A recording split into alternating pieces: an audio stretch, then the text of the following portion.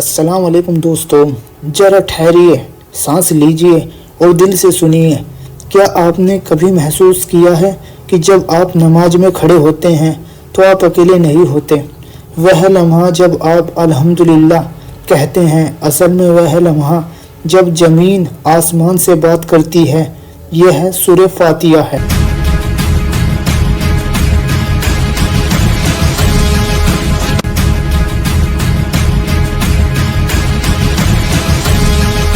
कुरान की पहली सूरह, हर नमाज की शुरुआत और इंसान की सच्ची पुकार।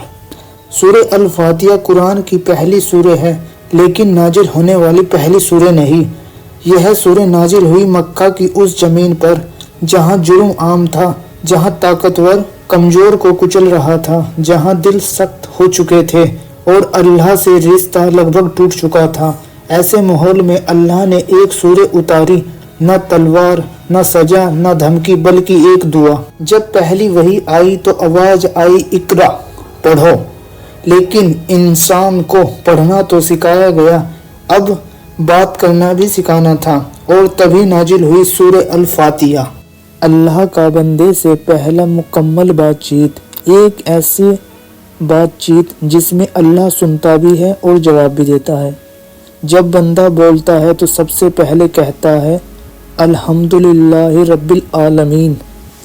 सारी तारीफ़ें उस अल्लाह के लिए जो पूरी कायनात का पालनहार है, क्योंकि अल्लाह से बात करने का अदब यही है। फिर अल्लाह अपने दो नाम याद दिलाता है, अर्रहमान अर्रहीम। वह बिना मांगे देता है और जो बार बार माफ़ करता है। यह एक मोड़ आता है, इंसान सोचता है मेरी गलतियां बहुत हैं, और अल्लाह कहता है मेरी रहमत उनसे कहीं ज़्यादा है। डर की जगह उम्मीद है। फिर अचानक आवाज़ बदलती है, मालिकी यौमिद्दीन। तो वह हिसाब के दिन का मालिक है। यहाँ दिल कांपता है, क्योंकि वह दिन आएगा जब ना दौलत काम आएगी, ना रिश्तेदार, ना भीड़, सिर्फ आप और आपका अमल।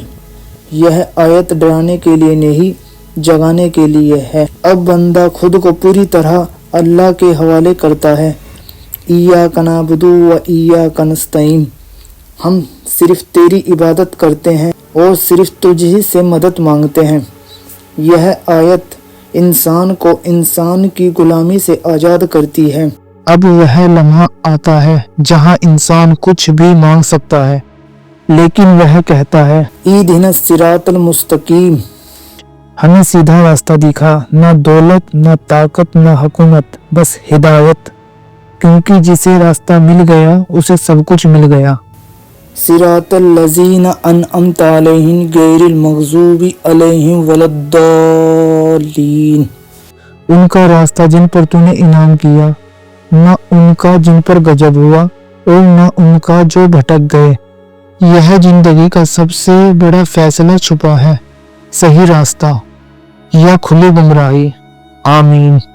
सूरह अल फातिहा को उम्मुल किताब भी कहा गया है, यानी कुरान की माँ, क्योंकि पूरे कुरान का सार इसी एक सूरह में है।